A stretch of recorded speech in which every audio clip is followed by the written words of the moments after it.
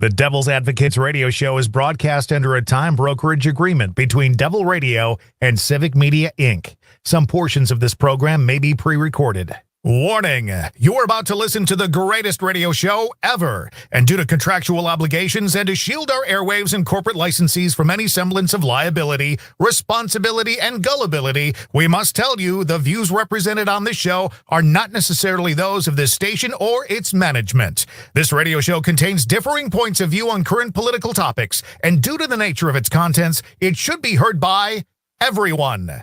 Thank you for listening.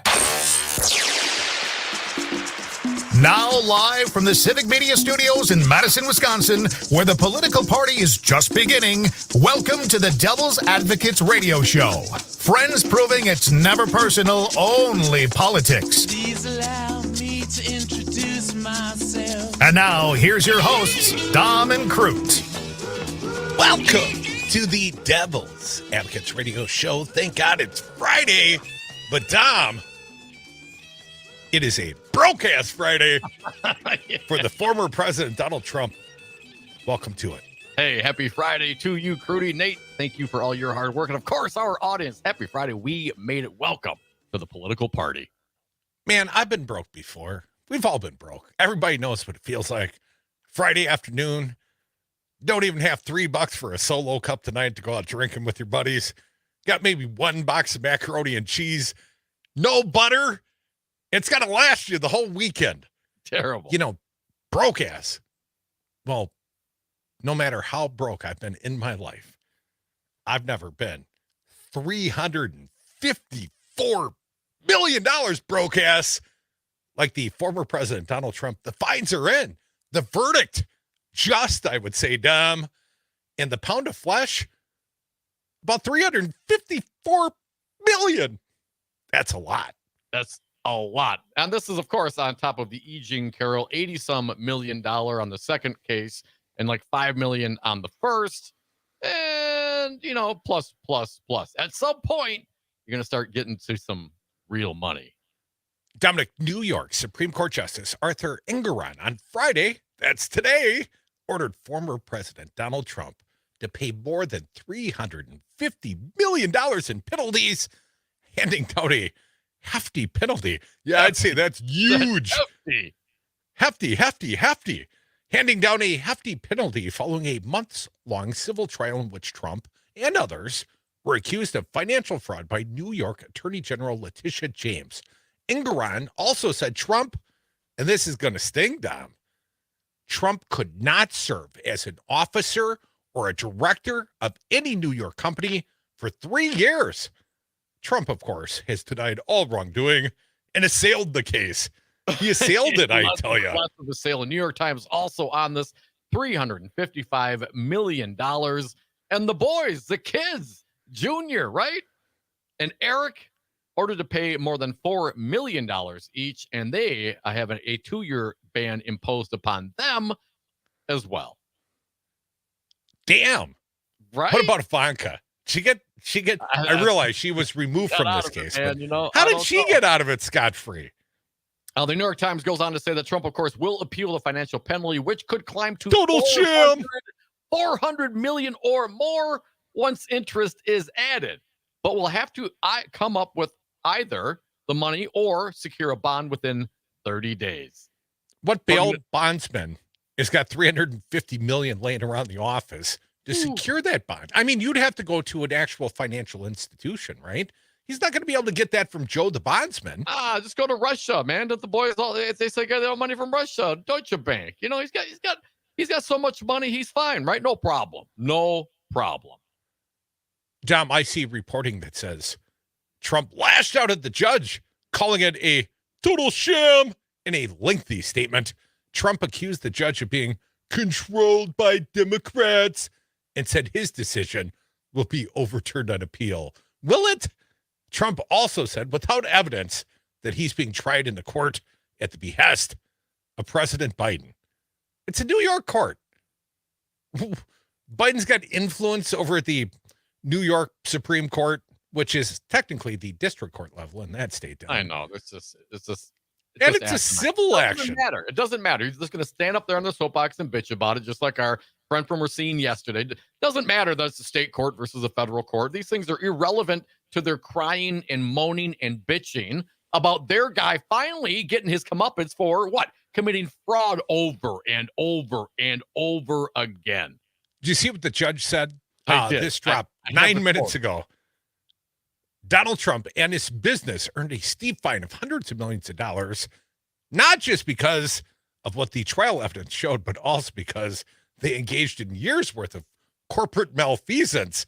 Do you have the other statement from the Judge Ingaran, Tom? A quote from the actual ruling, page 87 of 92. Had to dig this one up.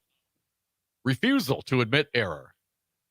The English poet Alexander Pope first declared, "To err is human, to forgive divine." Defendants apparently are of a different mind. After some 4 years of investigation and litigation, the only error, inadvertent of course, that they acknowledge is the tripling of the size of the Trump Tower penthouse, which cannot be gainsaid. Their complete lack of contrition and remorse borders on pathological. They are accused only of inflating asset values to make more money. The documents prove this over and over again. This is a venial sin, not a mortal sin. Defendants did not commit murder or arson. They did not rob a bank at gunpoint. Donald Trump is not Bernie Madoff.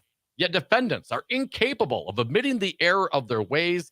Instead, they adopt a see no evil, hear no evil, speak no evil posture that the evidence belies. This court is not constituted to judge morality. It is constituted to find facts and apply the law. In this particular case, in applying the law to the facts, the court intends to protect the integrity of the financial marketplace and thus the public as a whole. Defendants' refusal to admit error, indeed to continue it, according to the Independent Monitor, constrains this court to conclude that they will engage in it going forward unless judicially restrained. Oh, damn. Well, actually, I had a different statement from the judge, Tom. I thought you were going this direction. Again, the reporting from the Washington Post, talking about the corporate malfeasance. Judge Arthur Ingaran concluded, when it comes to fraud, Ingaran wrote, "This is not the defendant's first rodeo." Yeah. Yes, I've said that comment, that quote once in a while. Not a first rodeo, man. But let's talk just briefly. I thought about this. I want to throw this one out there for your consideration. For all the megas out there. Oh, no harm, no foul. Oh, nobody got hurt. Everybody made money. What's the big deal? Let me put it to you this way. Let's break it down a little bit for you. If you worked at a bank, worked at an institution, and you embezzled money from them, put it in your pocket, walked over to the casino, and bet it all on black, and won, and then took the money and stuck it back into the bank account, right? But kept your winnings, that's still fraud. The money got returned. Everybody was paid. Nobody knew. That's still fraud. That's still stealing. That's still embezzlement. That's still wrong. And that's still prosecutable. Dom, I've heard you make a lot of bad analogies.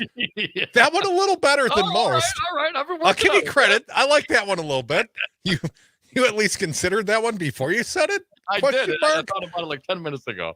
The Post reporting, two former longtime finance executives at the Trump organization have been barred for life from working in top financial roles at any New York company as part of Justice Arthur Ingaran's decision Friday.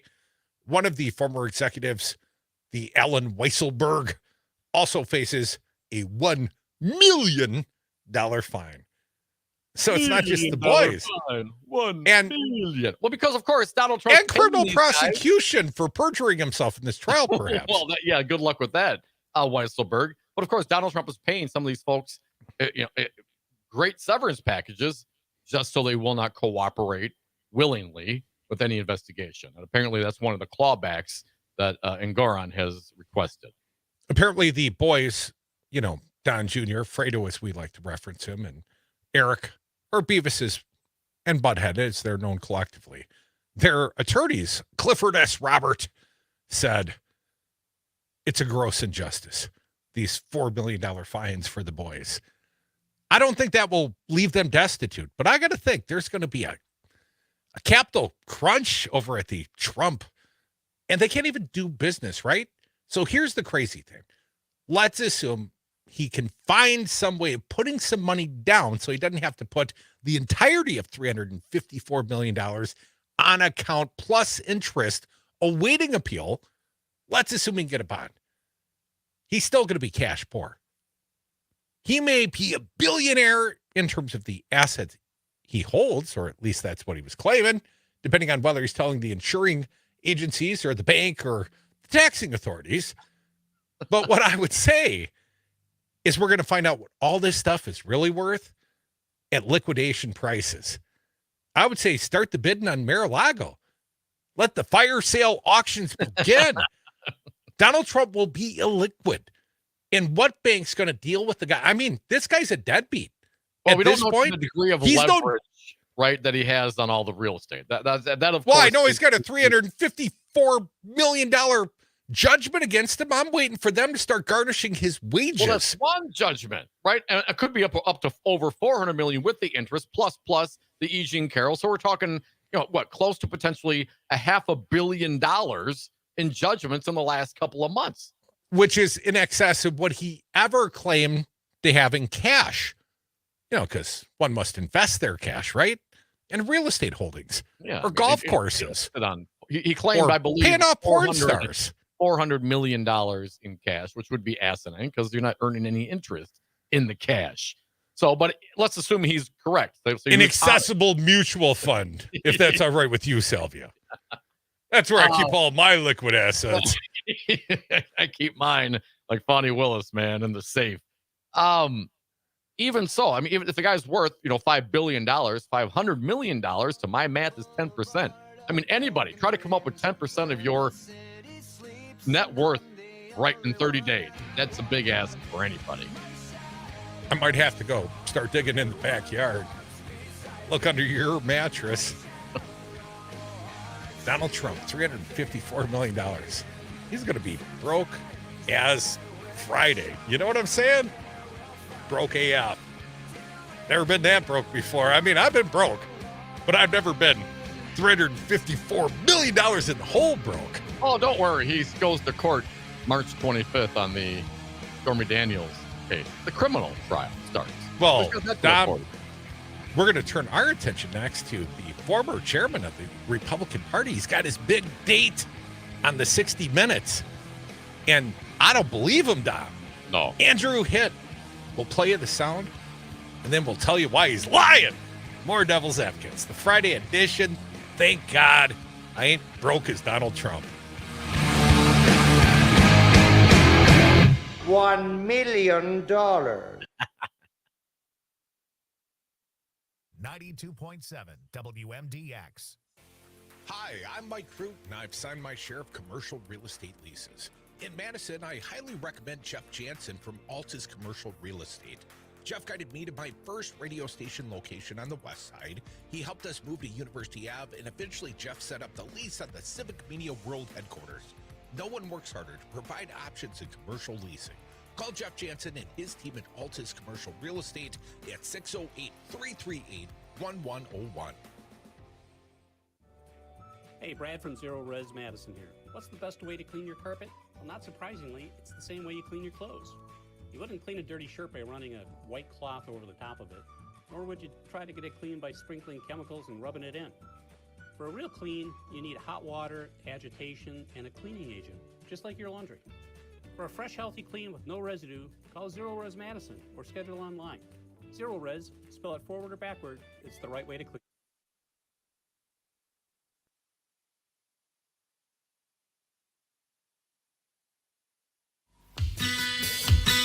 Kicking ass and taking names since the Wisconsin Uprising. The Devil's Advocates. And we're back from the 420 break. Thank you so much for listening to the Devil's Advocates radio show. Happy Friday to us all. You can join us on the line. We air the grievances on Fridays. If you got any, let us know. I'm feeling pretty good right now. I don't know what my grievance is. Donald Trump didn't get fined more than the $355 million almost. But you can call us at 844-967-2789. Dom, I got to think Trump's probably not going angry shopping today. Not a good day for shopping. Might have to throw some ketchup strewn plates at the wall in Mar-a-Lago. we're going to find out what that place is worth pretty quick, because he's either going to have to liquidate or borrow against it. We've got Nick Ramos from the Wisconsin Democracy Campaign. One of the big issues here in our backyard, state of Wisconsin, should he or shouldn't he, Governor Tony Evers, sign the Republican offered maps, something I've described as a Trojan horse. Well, Nick Ramos disagrees. I told him this interview might go rough on you, Nick. But he's here. He's in the house. He'll be here in the studio very, very soon. The thing about being friends with folks, you can argue and leave it, on the table. It doesn't matter. We're all fine. We're all adults here. If I could not get along with people that were often wrong, Tom, it would make it very difficult to do this show with you. 844-967-2789. Let's talk about another guy who somehow turning his criming, I would allege, his criminal conspiracy to what? Put himself forth as a fraudulent fake Trump elector. And we've talked about this quite a bit in the state of Wisconsin. There was a civil lawsuit that has now been settled. And in the state of Wisconsin, these 10 fake Trump electors have acknowledged, A, that Joe Biden's the current president, and B, that what they did was wrong. Now, will they ever be criminally charged? I'm really doubtful at this late hour. I am quite doubtful that there will be any consequence for Andrew Hitt. Has played himself quite the victim, Dom. And we know that he gave testimony during the January 6th. And we know that Kenneth Chesebro has stated that he gave testimony to the Attorney General of the state of Wisconsin, Josh Call's office, although we, the devil's advocates, have not independently verified that. Chesebro has been trying to get himself out in front of his own indictments, his own pre-offers. Well, maybe is that what Andrew Hitt is doing by going on 60 Minutes, which will apparently air this Sunday? Well, I don't understand why a guy who's still legally vulnerable, as I would perceive Andrew Hitt to be, would ever go on 60 Minutes. Mike Wallace is not your friend. You know what I mean? When you saw the 60 Minutes cameras walking into some guy's shop through the years, you're just thinking, oh, this guy's in trouble. And so many people go to the 60 Minutes. Cooper, right? Well, he did indeed sit down with Anderson Cooper. I'm not sure if he cried. I'm not sure if Anderson Cooper made him cry. But one does not go expose oneself on the 60 Minutes. I think he went to tell, let's call it a aspirational story of what he wished you would believe about his participation in this criminal conspiracy, in my opinion. Well, you should have an opinion. You, Dom, I know, have plenty of opinions, but I mean you, the audience. So let's play it for the people, Nate. Here is what we can anticipate Andrew Hitt's interview with 60 Minutes, at least a small snippet thereof. Beautiful kids, Andrew. Good. I'm going to blame you, Andrew, if they don't do it. Can you imagine the repercussions on myself, my family, if it was me, Andrew Hitt, who prevented Donald Trump from winning Wisconsin? You're saying you were scared? It was not a safe time. If my lawyer is right, and the whole reason Trump loses Wisconsin is because of me, I would be scared to death. There's no way that this is a plausible story. A, if you weren't comfortable with this circumstance, Andrew Hitt, you could have been replaced in your fraudulent criminal conspiracy by any other willing participant. On your side of the aisle, I've always found there's quite a few willing to take part. So I don't believe that, you, sir, would have been the sole person that would have, prevented Trump from being elected? Duly, if it was overturned in court or through some, let's say, coup attempt that you were a part of. And if you didn't play a part, then you're vulnerable to the MAGA Republican Trumpsters that you're the head of the party of. None of this makes much sense to me, Don. It doesn't. Very self-serving, this telling of the story. You think? I mean, number one, if that's the case, cowardice, sir. Cowardice.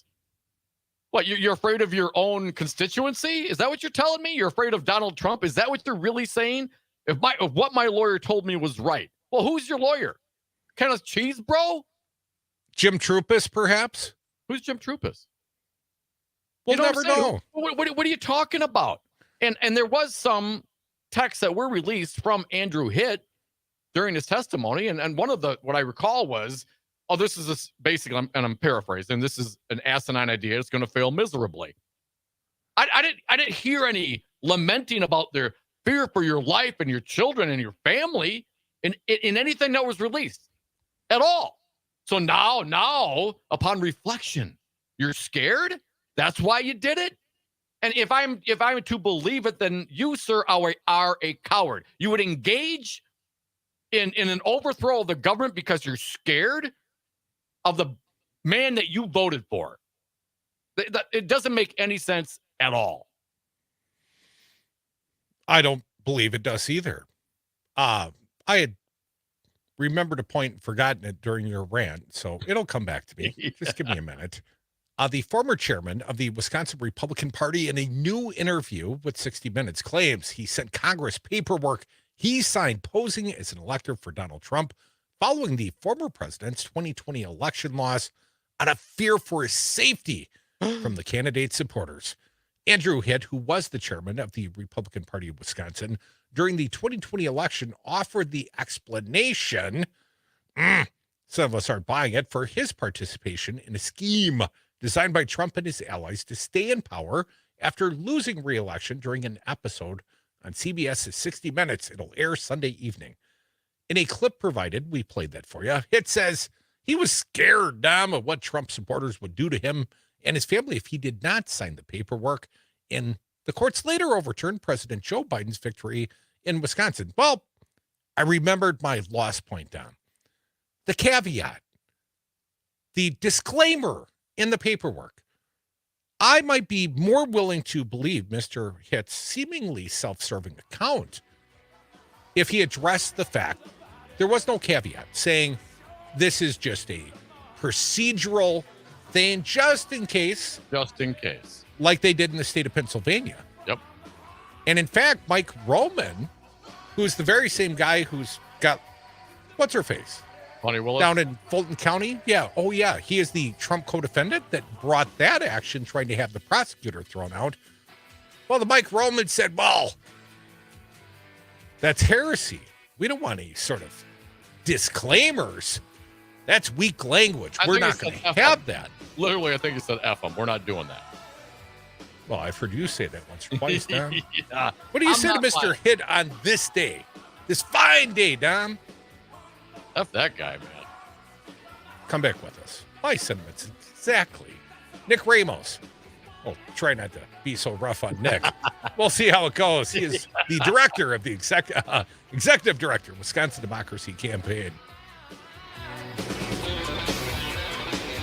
That guy. Hear even more? Anytime? Find all of it at civicmedia.us.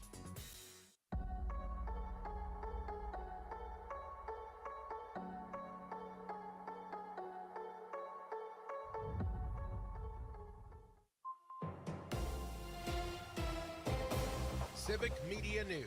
I'm Terry Bell. Here's what Wisconsin needs to know. Wisconsin is taking the first step toward enshrining limits on diversity, equity, and inclusion in the state constitution. A proposed constitutional amendment passed the state assembly yesterday. The next step would have to be to pass the Senate this year, but the upper house is only in session for a few more days.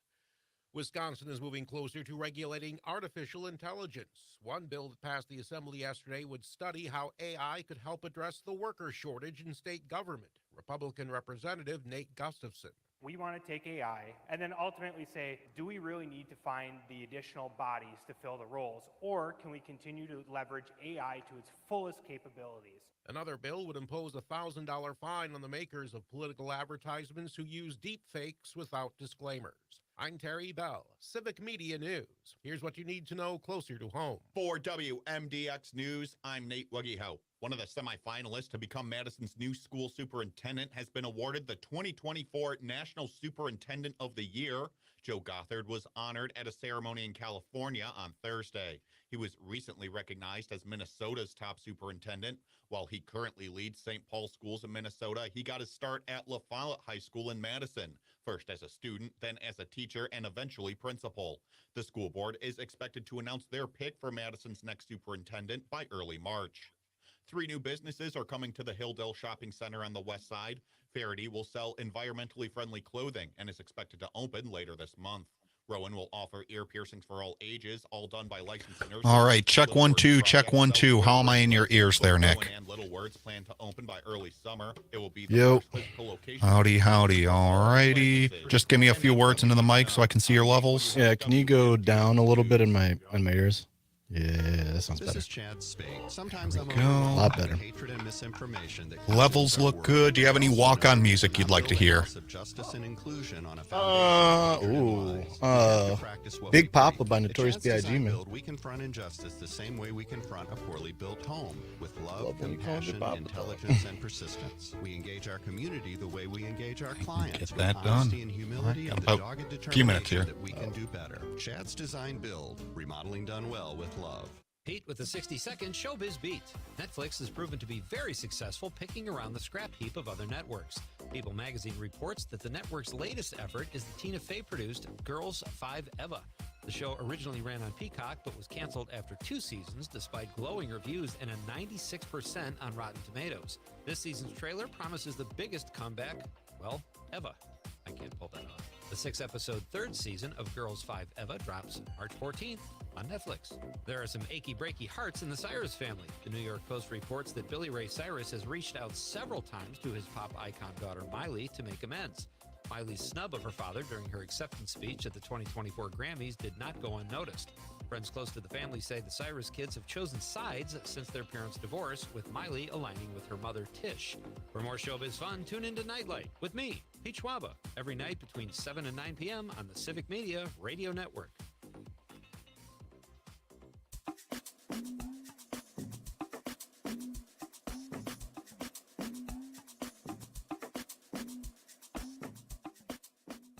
I'm meteorologist Mace Michaels. Partly cloudy tonight, a low in the low teens. More sunshine than clouds for the afternoon Saturday, but breezy. Highs upper 20s. On Sunday, a little warmer, more sun and upper 30s.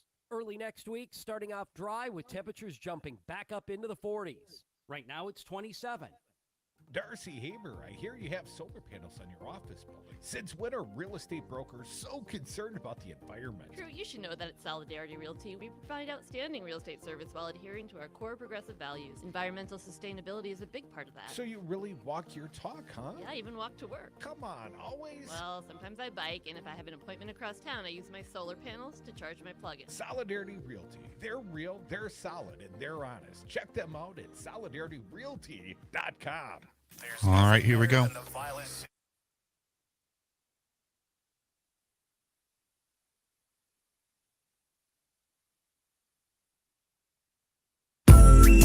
Oh. I would have gotten away with it too if it wasn't for those meddling devil's advocates.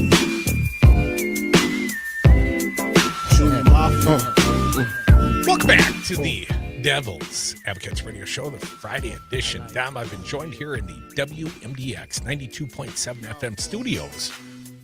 Let's call him Big Papa. He is Nick Ramos. He is the executive director of the Wisconsin Democracy Campaign, the returning champion. We welcome him back. How you doing, Nick? Man, I'm tired, but man, I'm alive seeing you boys in the studio, man. Happy Friday, gentlemen. Nick, welcome. And for clarity's sake, you did not make a clandestine phone call to me. I tried to text you, actually. Wow. Hang on a second. I got receipts for that. I asked Jay Heck, I was like, Jay, can you give me Crute's number? He did. I texted it, and I said a really nice little diatribe to you, and I got nothing. That must have been Dom. Might have been an old number, but I felt like I got ghosted today, dude. I don't even have an old number. All right, man. Fair enough. I've had the same phone number since Rotary days. Okay, then I got to go to Jay, and then Jay's the one that messed up. I would assume it's all Jay Heck's fault, right, well, or Dominic's. We'll take him at the Common Cause. Jay's not then. here. Blame Jay.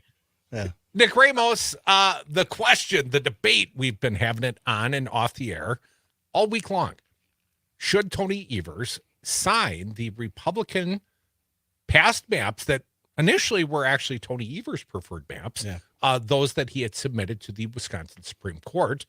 But the Wisconsin Supreme Court has already made a ruling, and if Tony were to veto the maps, well, they'll just go forward and, let's just say, put newer, different maps, maybe Evers maps even. We'll see what the court does. Sure.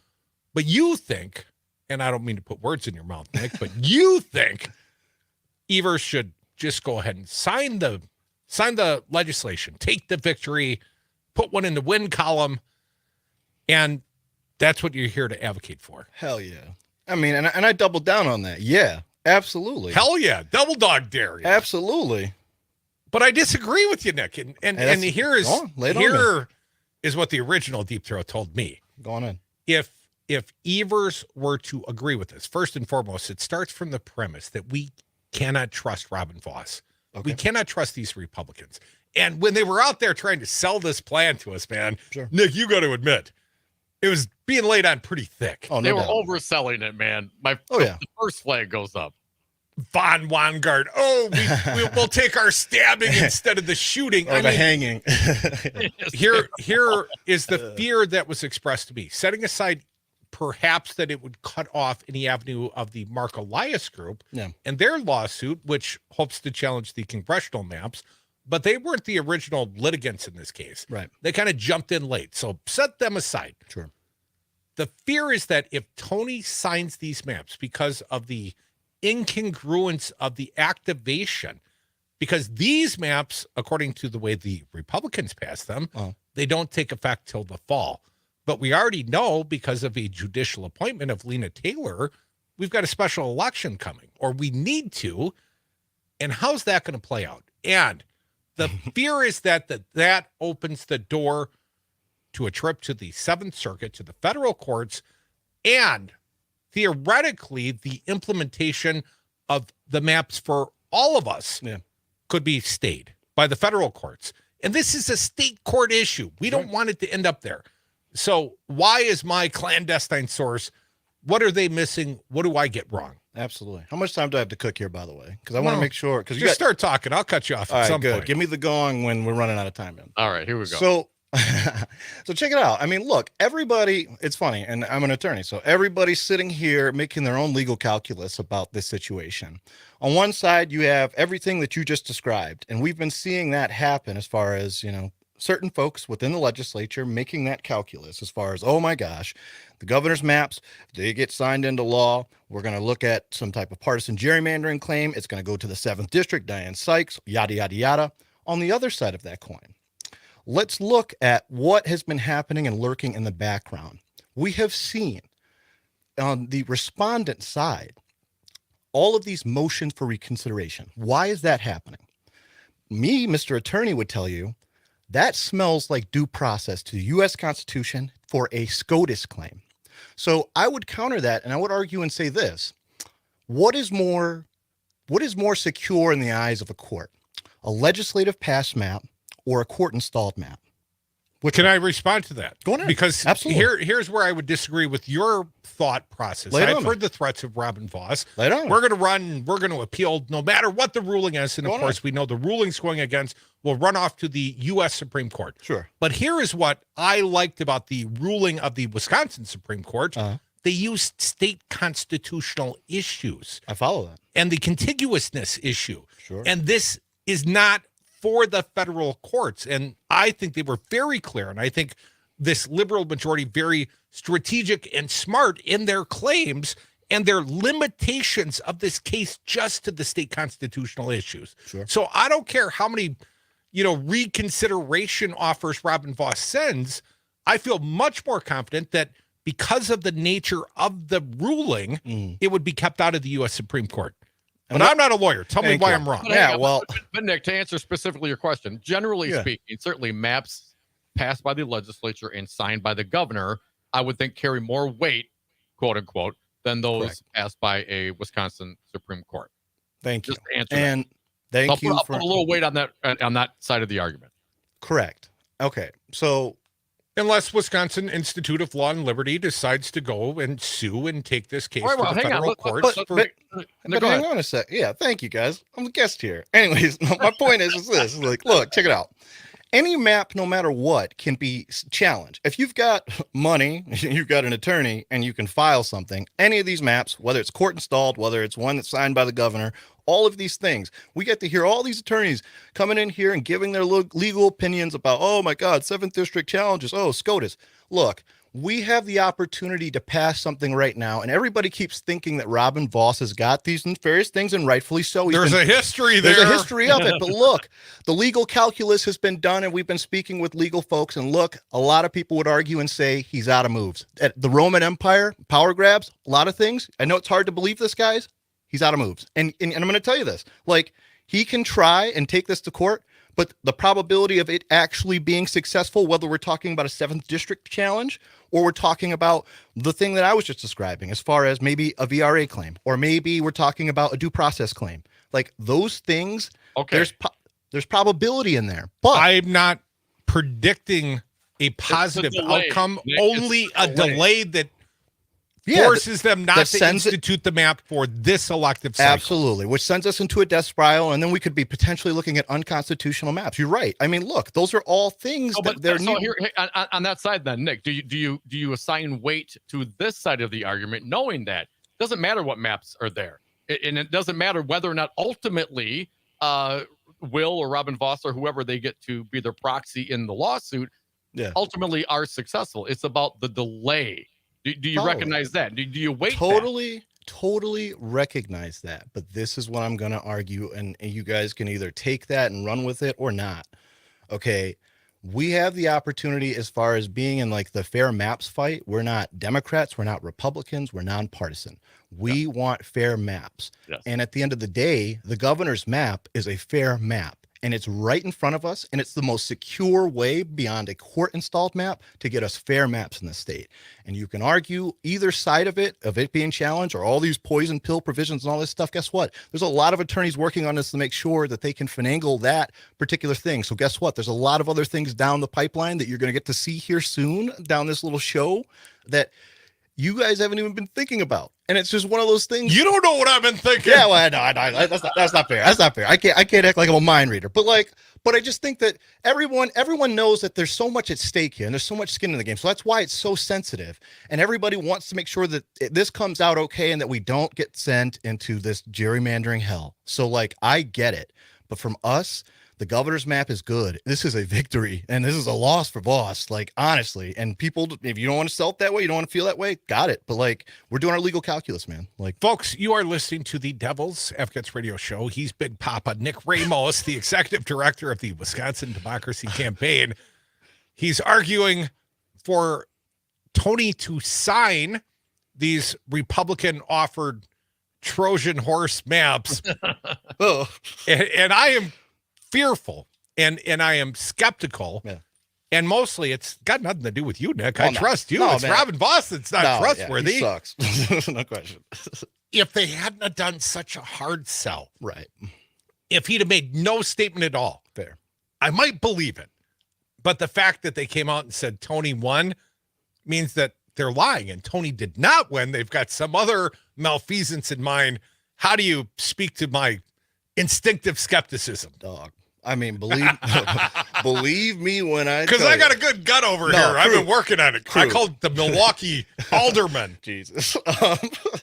Crute, you have one of the best spidey senses in the game here. Okay. So when you're right, you're right. And when I'm having conversations and lobbying on this stuff, look, you look in the legislature and everyone is look, we can't trust this man. Anytime he has ever done anything bipartisan in quotes, it is always the advantage and for him. So what is his next chess move? What is he doing? You could throw revenue sharing at me. Oh God. We don't have time to talk about it. Well, but but you could have said there was this minuscule bipartisan thing. It was a very big issue. He screwed Milwaukee. Well, of course he did, but that's in his nature. That's hence the skepticism we all feel in this moment, Nick. Nick Ramos, let me ask you if the Wisconsin Supreme Court ends up, if Evers vetoes the maps and Wisconsin Supreme Court ends up implementing a map That's the map that will be in play if there is a lawsuit. That's my estimation. Do you agree with that?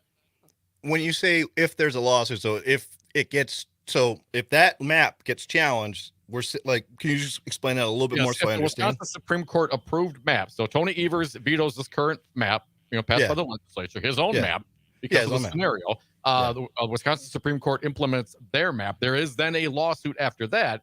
Well, that map would operate while that lawsuit continues. Until they if there was a situation where they state it, then we're looking at maybe some real doomsday situations. I mean, there's a world, and that's why everybody's kind of like up in arms and worrying. They want to make sure that we don't get reverted back to potentially, if we get delayed so far, then it could go back to a previous map. And that's why there's a lot of probabilities, a lot of legal calculus happening, and that's why we want to make sure we get us the fairest map possible, the most secure way, and Governor Evers' map gets it done, guys. Let me ask you, it was stated to me by Deep Throat number 2, the call I got yesterday off the record. Jesus. The statement was a Supreme Court ruling from the Wisconsin Supreme Court would be subject to a partisan overruling should we lose the court in 25 or 26. It's possible. They would find some other partisan rationale to overturn. I would come back to the state court issue and the constitutional issue. Sure. How are you going to overturn the constitutional predicate that they must be contiguous once that precedent has been set by the court? Once it's been ruled, how are you going to turn back and say, well, we're going to rewrite the Constitution, take it out of there? I don't see how you would possibly overturn this predicated on the ruling they found. Wow. A lot to work with there. But yeah, I mean, unpack. I can give you 90 seconds. Oh, wow, man. He's really trying to make me defuse a bomb here live. Okay, check it out. Well, look, I mean, what you were saying at the beginning, I think is really spot on as far as this court was very good and thoughtful about how they went about looking at the maps and deciding at least, these maps that are unconstitutional and just keeping it a state issue. So some of the issues that I was bringing up to you earlier, some of these due process, VRAs, partisan gerrymandering, it begs the question as far as in some of these future, you said 2025, where, Ann Walsh Bradley is on the ballot, Brad Schimmel's running. If we see a shift in the court, there's a world. Well, the fact that it's Schimmel already gives me undue confidence, but please continue. Oh, God, I hear the music, so I feel like I'm running out of time here. We might have to do this after the break, guys. I'm getting nervous. Yeah, I mean, look, there's a world where these things happen, but honestly, on our side, man, we've been speaking with a lot of both state and federal scholars on this, and they're doing the mental calculus on it, and they're saying that, look, they don't think that there's enough cards in the hand for some of the moves that people are thinking that Voss is going to do if the governor's maps get signed. They think governor's maps is the safest path right now. Okay, Big Papa, when will we know whether or not Tony Evers is signing the maps? Have they been printed? No, seriously, the legislation, has the clock started on 10 days? Yes. So he's got till Tuesday. So I know it's going to happen. If he's going to sign, it's going to be before Tuesday. Nick Ramos, I like when they call you Big Papa. Thank you so much. Executive Director, Wisconsin Democracy Campaign. Thanks for coming around, man. Thank you, brother.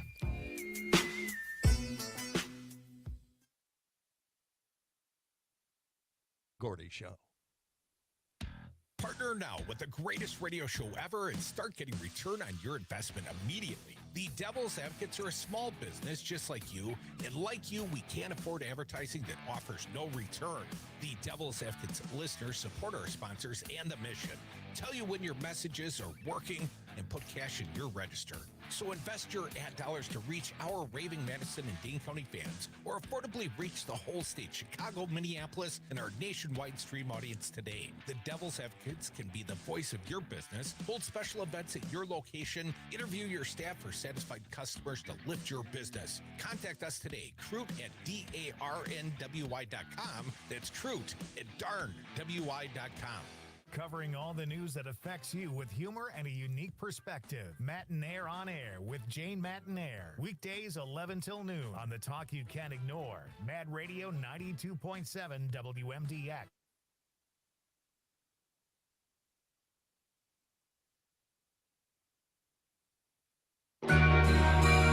The big and tall of political talk.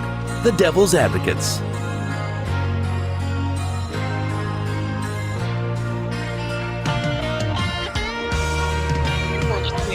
Devil Advocates Radio Show. Happy Friday. Join us on the lines. Air your grievances at 844-967-2789. Dominic, want to thank our most recent guest, friend of the show, Nick Ramos. He is the executive director of the Wisconsin Democracy Campaign, and apparently he likes it when you call him Big Papa. Thank you for coming around, Nick. I don't know if, we're all rooting for the same outcome. We just want fair maps. Yes, we fair want maps for Christ's sake. And Yep. we know you can't trust the Republicans to do the right thing, or they would have done so already. Plenty of opportunities along the line to do the right thing here. The fact that we went into this process with them threatening to impeach a not yet impaneled Supreme Court justice, call me skeptical, Call me skeptical. I just don't see how it is possible that Robin Vos and the boys and girls over in the Republican caucus have just said, damn it, we lost this time. Because they never concede defeat. See the election of 2020. Some are still trying to litigate it or at least argue it. So I don't trust them. It's in Robin Vos, Nick Ramos, I trust. Well, he's a good guy. And and Nick's a very smart guy, and there's some very smart lawyers, I'm sure, looking at this. And if Evers signs the maps and they're challenged, are they implemented while the challenge continues, right? Because we can't continue with the current maps; those are already unconstitutional. We need new maps. We need some constitutional maps prior to Lena Taylor's old seat special election, and perhaps even Robin Vos's recall. Who knows? Let's get to work on that thing. Right? Mike from Racine, we're talking to you. So who knows? And so I don't know, like, legally the process, what happens in that circumstance, right? If Tony Evers' maps would stay, and whether or not it goes to a conservative federal judge, they keep the maps until something else comes, because there's nothing else there, right? So Tony Evers' maps, if he signs his own map, those would be the only ones available. Whether or not they're challenged, I would assume they would be, because that's how they do it. Hell, it's not their money. Just get to call the donors and get them going, file a lawsuit. Well, some maps still have to be in place. Something still has to happen. Something has to be used for the special election. And it can't be the current maps, because those are already unconstitutional. Yes, they would be done, because, of course, they would stay the ruling of the Wisconsin Supreme Court that called the prior maps unconstitutional, and we would use the maps utilized in 2022. We'd be back to the same old GD gerrymander. Yeah, it's not a happy story. There's no happy ending if that's the case. They're going to stay the Wisconsin Supreme Court. If they saw the merits, if this went to court and they took it up in the federal courts, probably for partisan end, right? The only good news is Randa's in the grave. He's not going to catch this case. Because if Rudolph Randa caught this case in the federal courts, right. We would know what the outcome was, right? Because he'd find the partisan reason to stay. Doesn't matter. Ends justify the means. So it doesn't matter the legal rationale ultimately used to stay to Nick's point, then, if we get a lawsuit regardless of which map, let's take that approach. We're going to have a lawsuit regardless, right? So which one has the greater ability to stand up? Because couldn't then, even if the Wisconsin Supreme Court comes up with their maps and Will or somebody sues on that, couldn't then that same court stay whatever maps are created based on what you're saying and continue also use the unconstitutional 2020? I believe the only remedy to the highest court of the land here in the state of Wisconsin would be the U.S. Supreme Court. And I'm not a lawyer, but I believe the appeal, and that's why Robin Vos keeps talking about the U.S. Supreme Court. That's why the prior challenge to the lease change map, if you'll recall, when the prior Wisconsin Supreme Court ruled, that's why they didn't go to the 7th District. A ruling of the Wisconsin Supreme Court can only be overturned in a circumstance like that, to my understanding, by the U.S. Supreme Court. But what we're talking about wouldn't be a ruling. It would be a concession between Evers and the legislative Republicans. Now, again, I'm a layperson. Maybe I'm not understanding all the rules of the courtroom, but I think that gives you more exposure. The fact that you've basically taken, and we all know that you're putting maps that have either been ruled unconstitutional on the state court, right? So you've got conflict in the maps, you've got a special election, you've opened up the avenue to go running off to some other court's jurisdiction. If the only question, because the new maps, the Supreme Court maps, would implement immediately upon the ruling, upon them casting the ruling, they'll set the date. As of this election, and all elections going forward, these are the new maps. Well, that's not what this legislation, these Republicans, this Trojan horse does, right? Puts it off to the fall, leaves a legal question open-ended, something that would have to be, contemplated by the federal courts, let's say. So from my point of view, and understand, I'm just playing strategery, starting from the assumption that Robin Vos is trying to stick it to us. When I back up from that assumption, I still, and no offense to our friend Big Papa Nick Ramos, but I still am of the conclusion that Tony Evers should veto these maps. Oh, it's the delay. If the maps were to be implemented immediately upon the governor's signature, would you have that same concern? Yes, I have the concern. Well, if they implemented immediately, I don't think you've got the legal challenge with the special election. Right, that's what I'm saying. That takes away that avenue. Then would you be? What I'm saying is, if this ruling goes through to full carryout, if the Wisconsin Supreme Court, without the, the Evers vetoed maps under my scenario, if the Wisconsin Supreme Court rules based on state constitutional issues, and I'm correct, and I think I am, but I've been wrong once, or I might be sometime in the future, it could only go to the U.S. Supreme Court. And the challenge to the state's contiguous constitutional question would probably not be a question for the U.S. Supreme Court, because that's a state constitutional issue. And it would be more sensible, from my point of view, for the U.S. Supreme Court to deny, just say, no, cert, we don't want it. We're not going to overrule the Wisconsin Supreme Court on a Wisconsin constitutional issue. I think that's the best outcome. I think that's the safest outcome. I am not a lawyer, but I play one on the radio. If you're on the radio, that qualifies you to do everything.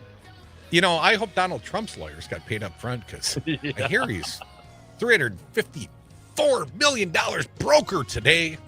And Dom, there's also a question. Interlocking ignitions for the 1 in 5 Wisconsinites who have had a prior DWI. I heard it today. Could save 10,000 lives. A lot of expense, though. Could be you. More devils.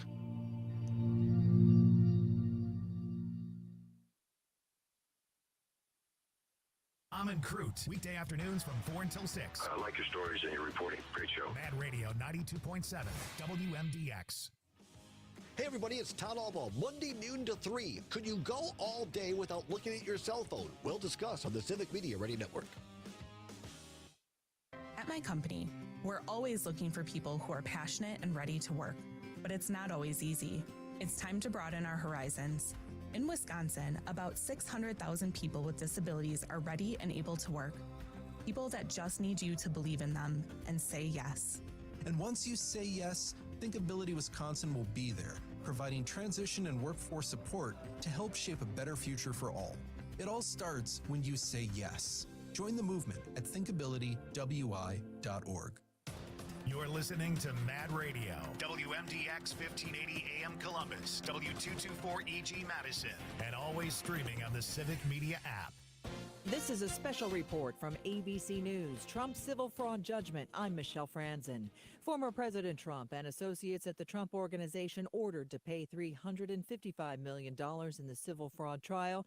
Judge Arthur Engoron also ordered his sons Eric and John Jr. to pay $4 million each. ABC's Aaron Katersky has more on the fraud that centered on inflated property values. The judge writing that total repayment of loans does not extinguish the harm that false statements inflict on the marketplace. Trump had said, no harm, no foul. I paid back the loans. The valuation of real estate is more art than science. But the judge writes that New York means business in combating business fraud, and indeed the common excuse that, well, everybody does it. the judge says is all the more reason to strive for honesty. Trump is also banned from doing business in New York real estate for 3 years. The Trump Organization calls the ruling a gross miscarriage of justice. This is ABC News.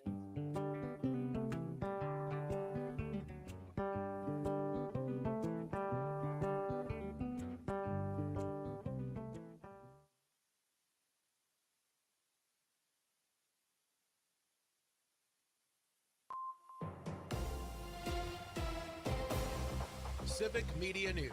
I'm Terry Bell. Here's what Wisconsin needs to know.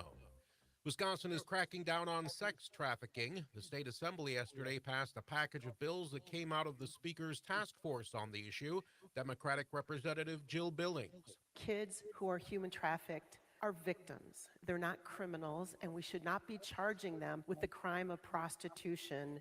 The task force was formed after the human rights group Shared Hope International gave Wisconsin a failing grade for its anti-trafficking laws.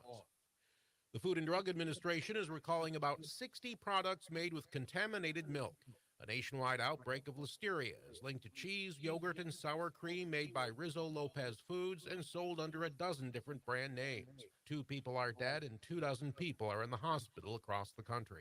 I'm Terry Bell, Civic Media News. Here's what you need to know closer to home. For WMDX News, I'm Nate Weggehout. Construction is set to begin on Monday on 2 new bus rapid transit stations on State Street. The stations will be between West Gorham Street and West Dayton Street. State Street will be reduced down to 1 lane to allow for emergency and delivery vehicle access. Bike traffic and sidewalks will remain open. The Metro bus routes that normally go down State Street will be detoured. Construction on both stations is expected to be completed by the end of April. A Madison-based addiction treatment center is reaching out to other areas of Wisconsin with a new mobile clinic. Psychological Addiction Services is sending the van to Portage in Columbia County 7 days a week. They got the mobile clinic through a state grant to let them service more areas. They say that it's important to bring treatment as close to people as possible to reduce barriers to treatment services. And that's what you need to know. I'm Nate Weggehout, WMDX News. At Chance Design Build, we provide remodeling done well with love. Our commitments extend beyond our workplace and your home to support our community. We judge people by the content of their character, not by the color of their skin, and we believe all humans deserve quality, publicly funded education, childcare, and health care. But what do you believe in? At Chance Design Build, we believe every person must have the opportunity to thrive. If you're thinking about remodeling your home, go to chadsdesignbuild.com to learn more about our commitments to you, your home, and our community. Badgers back in action. Hi, I'm Mike Clemens with sports. The Wisconsin Badgers men's basketball team travels to Iowa to take on the Hawkeyes tomorrow. The Badgers trying to snap a 4-game losing streak. Head coach Greg Gard told his players, they know I point to the scoreboard a lot and said, don't watch the scoreboard. Guys, this possession done wrong like this against a better team is going to burn you. NBA, the Bucks lost to the banged-up Grizzlies in Memphis. The final 113-100 in favor of the Grizzlies. After the game, Doc Rivers says his team looked lost or already on the beach in Cabo San Lucas. First play, we gamble for the 50th time in the corner. Guy drives. We have to help, leads to a 3. We come back on our set. 2 guys forget what we're running. Then we miss the shot, and then nobody gets back. That's how we start out the third quarter. That tells you all you need to know about where our heads were. We had some guys here, and we had some guys in Cabo. That's Doc Rivers. With sports, I'm Mike Clemens.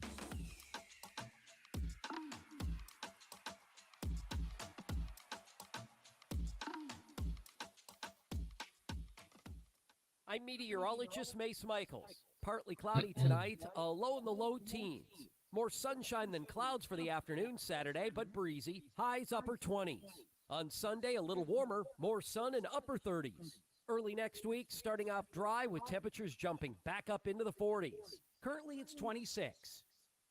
Give the star in your life the brightest gift in the world. Name a star after them. This is Rocky Moselle with International Star Registry. For $59 and a call to 800-282-3333 or visit starregistry.com, you can name a star for birthdays, weddings, or even memorials. Over 45 years, we have named millions of stars for celebrities and individuals from around the world. The star you name will be recorded in book form in the U.S. Copyright Office. Visit starregistry.com or call 800-282-3333. Local radio for you and your community. It's Civic Media's mission with stations across Wisconsin. Find your favorites at civicmedia.us. Broadcasting from the city where the official bird is the plastic pink flamingo. This is Mad Radio.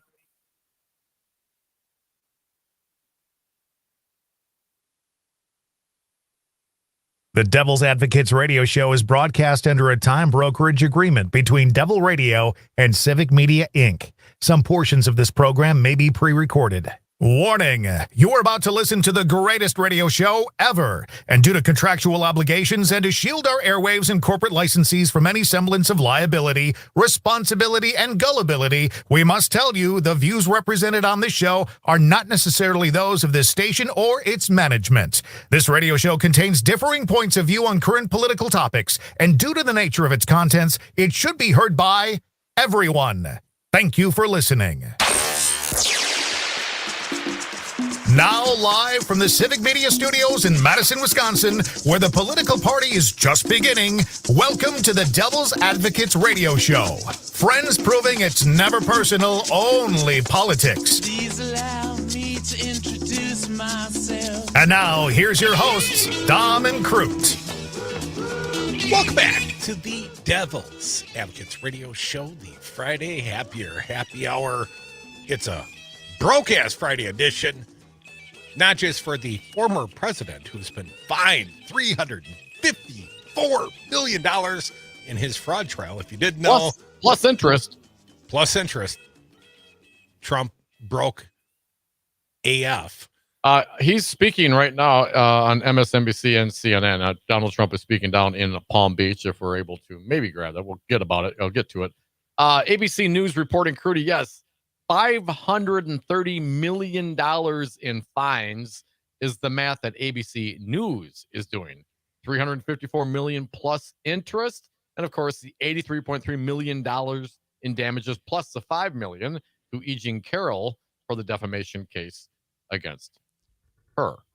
Don, we'd hate to miss the rantings of the newly broke AF Donald Trump. We've got it. Nate's working hard. He's bringing us the sound live. Do it live. Election interference.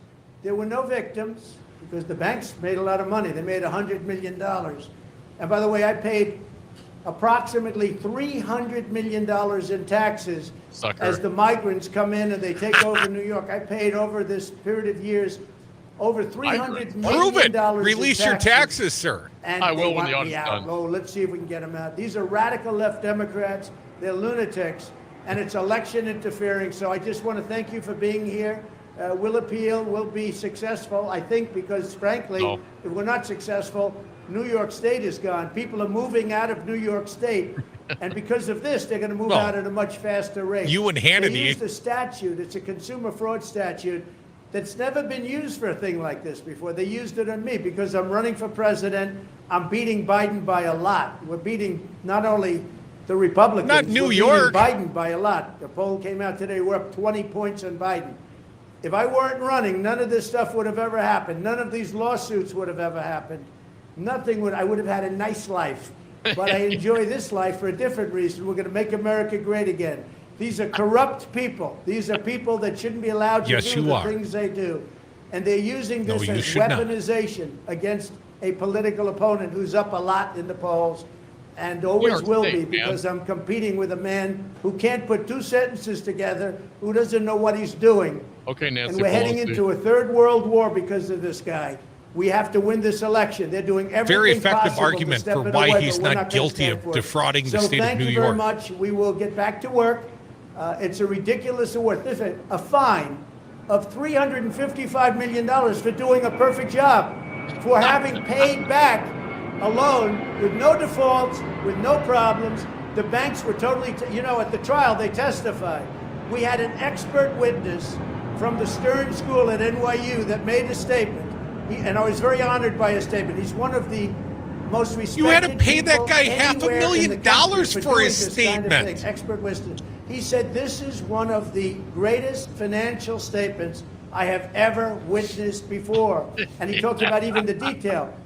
So my numbers Along with actually the were extremely conservative. cover it all, They saw don't this. believe any so of what it the judge disclaimer. did is he brought down certain values like Mar-a-Lago, made it ridiculous. But the expert, after having all of this, testified it's one of the best financial statements he's ever seen. Ever. And I was honored by that. But I also knew we have a corrupt judge. He's not a respected man. And again, I said before, he's been overturned on this case by the appellate division 4 times Trump already. It's a overruled the record. case. Nobody's Don't you ever know? been overturned on one case 4 times. And I think very importantly, and I think It's too much winning, ultimately, Dom. the most important, we've employed tens of thousands of people in New York, And and they we paid some pay of them. taxes like few other people have ever paid in New York. I thought suckers And they paid don't tax. care about that.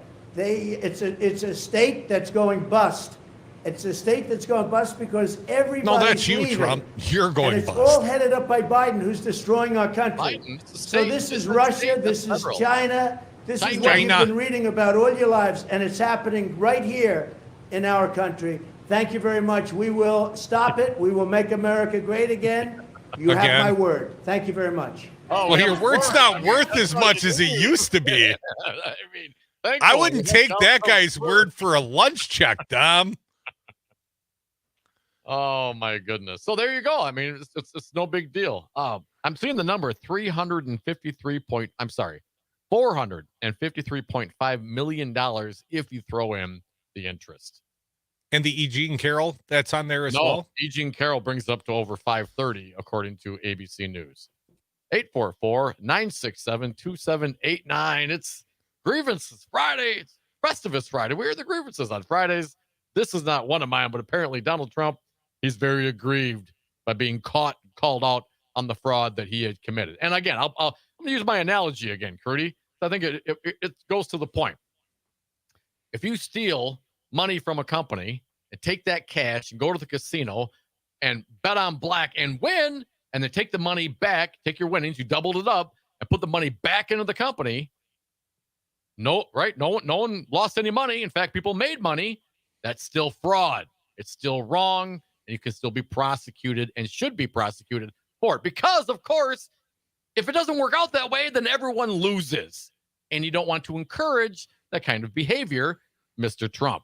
Even though you got away with it for a very long time, you know, in one respect, he's probably right. If he didn't poke his head up, you know, and start and get involved, he probably wouldn't have had the microscope shoved up his ass to the degree that he has. Just because I acknowledged it was a good analogy once That's didn't mean you had to use it again and It is again. a great analogy. It goes to the point of what he's trying to say. Oh, the banks got paid. Everybody made money. We paid taxes. Yeah. Well, the whole premise was fraud. It's all great when it works out. It's when it doesn't work out that it becomes a problem. That's why it's regulated. That's why you can't lie in your loan docs. My only grievance, because my life's about to get a little cushier for a week, Tom. I'm taking off. I'll be back next Friday to join you on the airwaves, but you're doing solo shows without me, I understand. It's going to be glorious. Nate and I are going to have a party, man. The audience is going to come with me. I mean, the ratings are going to go through the roof. It's going to be like nothing you've ever seen in this country before. Greatest ratings ever. Ever. And then next Friday, I'll rejoin you on the airwaves. And then February 26th, that's Monday, the expansion, the greatest radio show ever, getting 50% better, Dom, going from 2 to 3 hours, 3 to 6, our new time. Just like the old Please days. make a note of it. And I'm looking forward to it. Well, we'll see how early you join. I know you're not always an early innovator. You know, won't always be with me in the 3 o'clock hour, we'll but figure it out. We'll work it out. you'll be there in spirit often. You know it. But I'm sneaking off on a vacation, and my only grievance, I'm feeling a little broke. I'm not like Trump broke. You know what I mean? I don't have like a $354 million judgment plus interest hanging over my head. But you ever try to fly a family of 4 out to the West Coast and then meet your daughter and her new boyfriend and his whole family there and find a place big enough to entertain all these people? I'll be paying credit cards back till we'll be broke, man. till my kids are done paying their student loans back, something like that. I'm Anyways. trying to find. No big grievances, just being a dad whining because stuff costs money. Yes. Travel costs money. I was seeing, I don't remember where it was now, talking about, Donald Trump's net worth and what it could be. And I think it was Forbes. Someone estimated his net worth obviously lower than the $10 million that he had espoused. I've seen $3 to $5 billion. 3 to 5. So if you got, again, $5 million, call 5, it's called on the high end. That's still 10% plus of your net worth, man. Coming up with 10% of your net worth. I mean, and then you got to pay the attorneys and all. I mean, that is, and a lot of your wealth is presumably tied up in real estate, not very liquid, not very easy to pull that money out, especially if you're going to get a line of credit, get a HELOC. Is anyone going to trust Donald Trump's application for the loan? You know what I'm saying? How do you know? I mean, see the disclaimer. You don't even know. Don't trust any of these financials to be accurate. I must give you that disclaimer up front. And who knows what off-book, security he's got. Guy like that, and I have no proof of this, but I just have a feeling with folks like that, you're probably getting some off-book money that you're putting off-book security on. You know what I'm saying? That's how that kind of thing works. Hell, did they say they got a lot of their money from Russia back in the day? Deutsche Bank, remember them? They got fined hundreds of millions of dollars for what? Laundering Russian money. Oh, that's right. What did they do with that laundered Russian mob money? Oh, it went into real estate in the state of New York. Well, Dom, they have a wealth management division that caters to clients like Donald Trump, who, aren't a good risk for traditional loans, but they're okay with that oligarch money. I would ask you to consider amongst the many possible outcomes. I think Trump's been not cashing checks so much as, putting cash in the bank on real estate deals, right? You go buy a condo for cash, and the developer gets to, spend that cash wherever he wants to, on or off the books. Apparently, Trump's got a bad habit of putting it off the books, Tom. Makes you want to pay your taxes on time. Well, he's gonna have to come up with some cash, and this will be interesting, right? So he's got 30 days. The clock is ticking for Trump to get either come up with 10% for the bond or the whole thing, and to get the bond, you got to have someone give you the money and believe that you would pay them back and not be a flight risk, right? I mean, the guy's got a jet. Who knows where he would go? Maybe to his boyfriend out in North Korea. They're very good friends. Little rocket man. I heard he's going to get his bond from the Four Seasons bail bond. It's a Friday. Air the grievances here. 844-967-2789. Yours could be next. I'm going to get the hell out of here after the show, but I'll be back next Friday. And then a grandiose expansion of the greatest radio show ever. You love us. You want more of us. We're going to give the people what they want. 3 hours of the Devil's Advocate starting February 26th. More of a happier happy hour right now.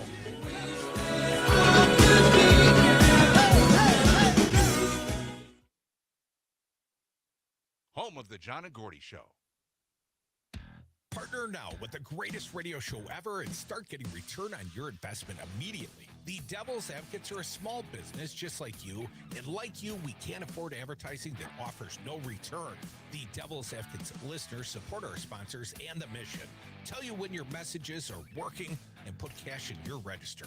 So invest your ad dollars to reach our raving Madison and Dane County fans, or affordably reach the whole state, Chicago, Minneapolis, and our nationwide stream audience today. The Devil's Advocates can be the voice of your business, hold special events at your location, interview your staff for satisfied customers to lift your business. Contact us today, Crute at darnwy.com. That's Crute at darnwy.com. It's easy to listen to your favorite local radio station anytime. Download the Civic Media app from the Apple or Google Play Store, then listen live or whenever you want from anywhere for free.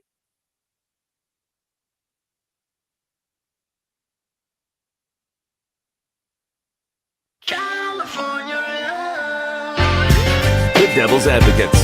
So relevant, they have one foot in tomorrow.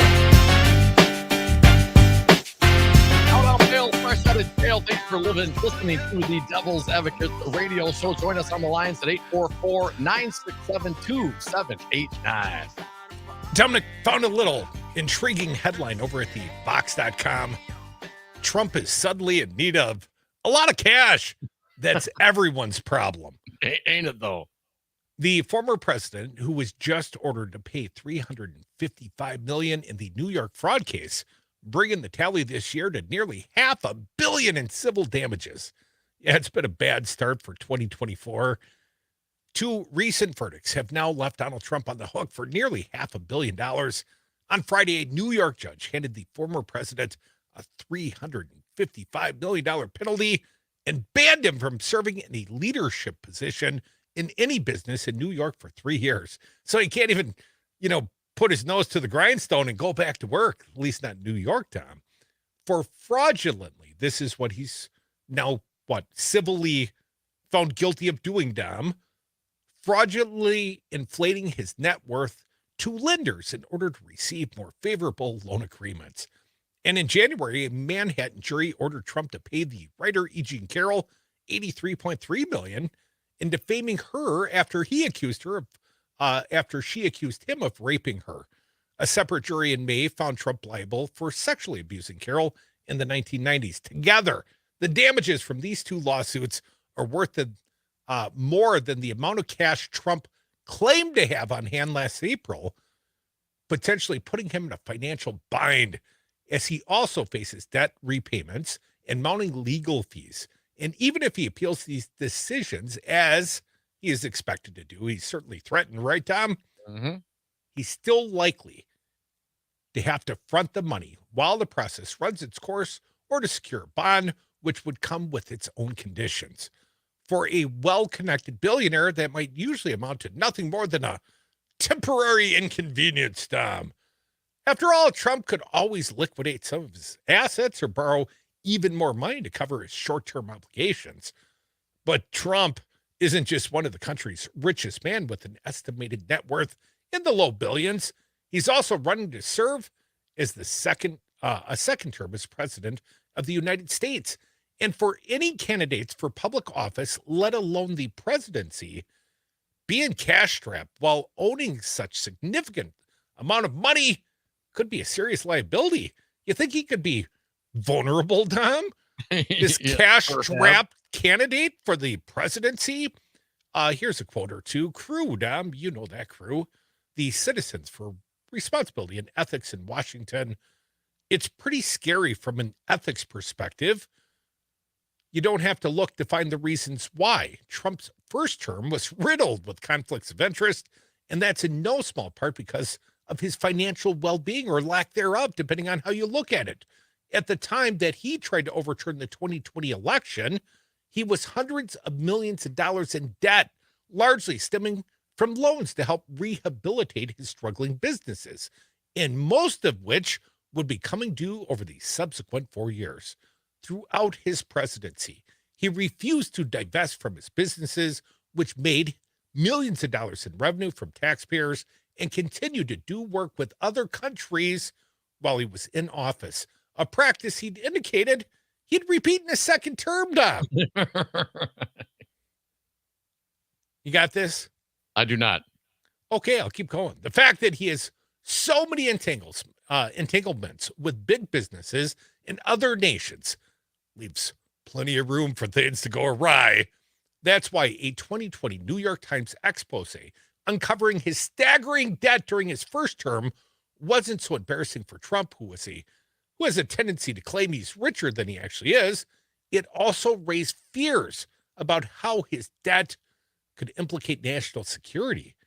As the former head of the Justice Department National Security Division told Time magazine in 2020, for a person with access to U.S. classified information to be in a massive financial debt is a counterintelligence risk, because the debt holder tends to have leverage over the person, and the leverage may be used to encourage actions, let's just say disclosure of information or influencing policy that compromises U.S. national security. I couldn't imagine that Donald Trump would compromise U.S. national security, just go look in the bathroom down at Mar-a-Lago. Or just review the Helsinki interview with him and Putin, how smiley Putin was and how downtrodden Donald Trump was, and he didn't. Why would Putin interview with the election? He powerfully denied it. Lawsuits aside, according to Fox, Trump has plenty of debt on his hands. His financial disclosures filed with the FEC last year showed that he has at least $200 million in debt. And according to Forbes, his business owed roughly $1.3 billion in 2021. That's a lot of corporate debt. That's not as dire as it sounds, especially because Trump has steadily paid down the money he owed when he was leaving the White House 3 years ago. For example, he paid off most of the $295 million he owed Deutsche Bank, a major source of his debt. But some of Trump's debts warrant more scrutiny, Dom. Ultimately, it's impossible to know exactly how financially stable Trump is at any given moment. It depends on his mood. With some signs, like his ability to repay some of his debts, or say him being a very wealthy man with a very wealthy friend, indicate that he's doing just fine. There are still some warning signs for his campaign. Trump has faced a steady stream of hefty legal bills that stem from his four indictments that has drained much of his campaign cash. In fact, Trump's campaign spent, $50 million in legal fees in the past year alone. Yeah. According to the Associated Press, 84% of spending from Trump's Save America Political Action Committee has gone towards covering his legal expenses. 84% of all the $27 are being expended in his legal defense. So he's raising millions and millions, and he needs it down just to pay the lawyers. At least the lawyers are getting paid. Well, because I think by the end of all this, Trump's going to end up with a public defender. Ah, nice. In a jumpsuit. An orange one. You wouldn't even know if he's there. The fact that Donald Trump is now once again, found guilty of fraud. The fact that he is now barred from engaging in business in the state of New York for 3 years, right? Have you ever been barred from doing business in a state, Dom? Any state? No. And the fact that he has... I'm not welcome back in Utah. I'm just saying. Former U.S. District Court Judge Barbara Jones. She's been assigned as the monitor for the Trump Organization finances. So he's got a babysitter looking over his shoulder on the finances. He's not allowed to do business in New York. He owes $453 million to throw on the E. Jean Carroll over $500 million. That's going to have to come out sooner or later. It's going to be sooner. He can't manage those things, but he's going to manage the country. I don't think so. I don't think so. He can't do that. He can't manage himself. He can't manage the Trump Organization. He can't help himself. You want to put him in the White House? Didn't we learn this already, people? Some did, some didn't, though. I think, he needs a trip out west. The leftist coast. It'd be good for his soul. Come on back. More Devil's Advocates. Crudy's running short on political gumption, so I need yours. Your grievances as well. 844-967-2789. California's calling, Dom. I can hear it. That's right.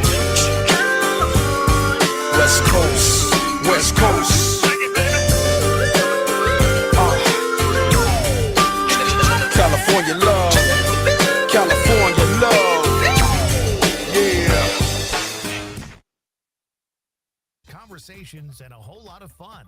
It's all on your local Civic Media radio station or the Civic Media app.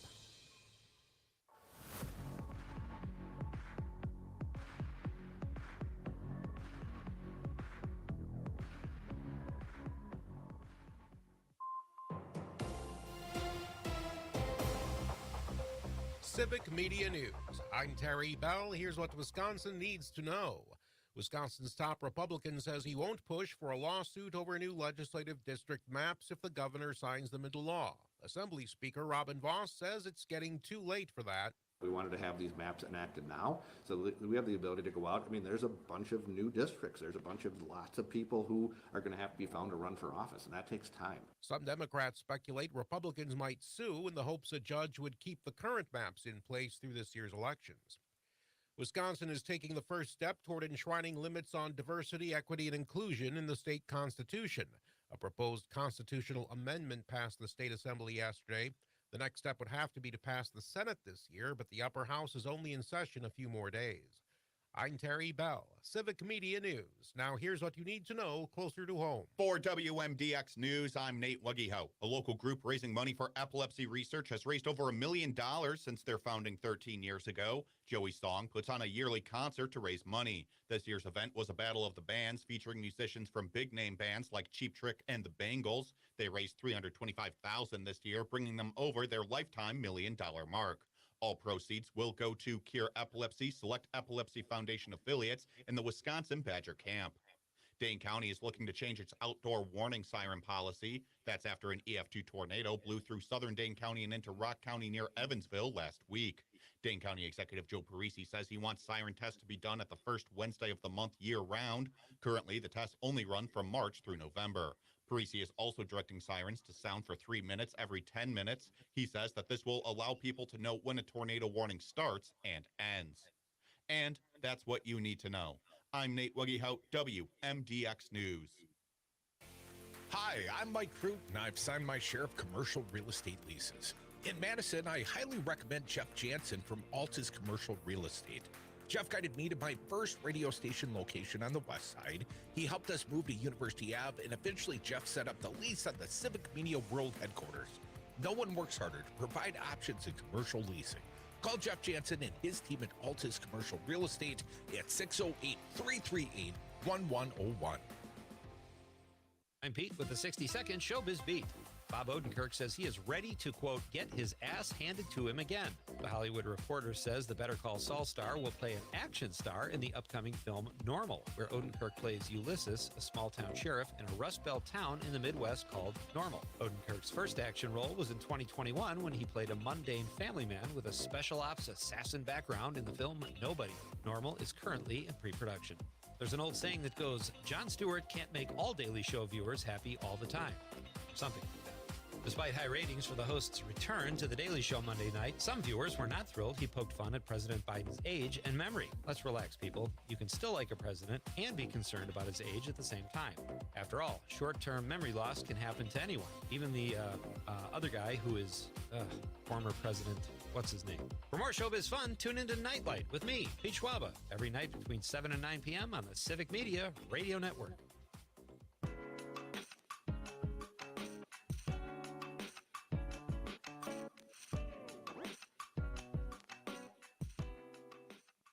I'm meteorologist Mace Michaels. Partly cloudy tonight, a low in the low teens. More sunshine than clouds for the afternoon Saturday, but breezy. Highs upper 20s. On Sunday, a little warmer, more sun and upper 30s. Early next week, starting off dry with temperatures jumping back up into the 40s. Currently, it's 26.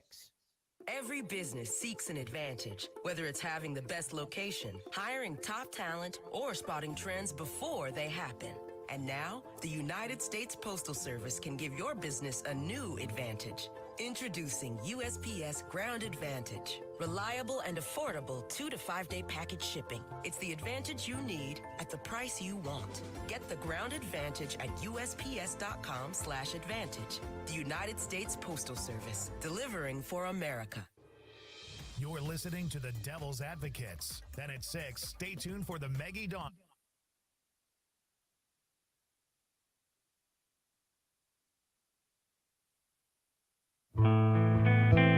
Warning, listening to the Devil's Advocates may expose you to opposing views. Welcome back to the Devil's Advocates Radio Show, the Friday edition. Airing of the grievances. Mostly you've been hearing about ours and Donald Trump's, because he's broke as Friday without a payday in there. You know what I'm saying? He is broke. $354 million penalty against the former president. Plus interest. And I'm seeing speculation from his former fixer. Yeah. He didn't have enough money to pay it. Here is what Michael Cohen said today. And real quick, before you get into this, Crute, I want to articulate this for our audience in case you don't know. Judge Engoron addressed the credibility of Michael Cohen and said he was a credible witness. during the testimony. He said that in his ruling today. So please continue. Well, that's excellent because he will be on the stand in the next trial that begins March 25th in New York State. It's good to know that Michael Cohen, who will be a witness for the prosecution in the criminal prosecution of Donald Trump in state court, that starts next.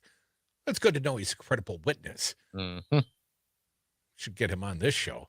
Cohen on MSNBC today said, regarding the civil fraud finding, I don't think it's possible, at least not with the New York State assets. All the assets in New York, if they were sold, I don't think they cover the $355 million. Now, he does a little back of the envelope here. Let's follow him, Dom. All right. Cohen then went down the list of Trump's New York assets and explained the many financial strings attached. Oh, you think Donald Trump's got a few strings attached? A few. The parking lots he owns, the restaurants, they were all taken as the sponsor when we were developing the properties. So he has zero basis in that. You're going to have capital gains tax on the differential when they get sold. No different than anybody would pay, except he won't pay them, right, Dom? I'd rather owe it to you forever than never pay you, Crute. Now, he says chop that by 40 or 50%. I think that's a gross overestimate of long-term capital gains, if there are any to be had. But anyways, just using his back of the envelope. So that $40 million asset is $120 million clean. But when you have mortgages on it, none of these assets aren't encumbered by a mortgage. So it's very little. So I didn't quite understand that math, but what he's saying is effectively anything Trump would sell, let's say it's a $100 million asset. It's got at least 15% long-term cap gains he's going to have to pay. So another $15 million. So $100 million becomes $85 million, best case scenario, right? Oh, that's assuming there's no security against it. Unless that $100 million asset has a 75% mortgage. Right. Let's call that, $75 million. So theoretically, he's only going to have to pay cap gains. Maybe he paid $50 million for the building originally. He's only paying cap gains on half, $7.5 million.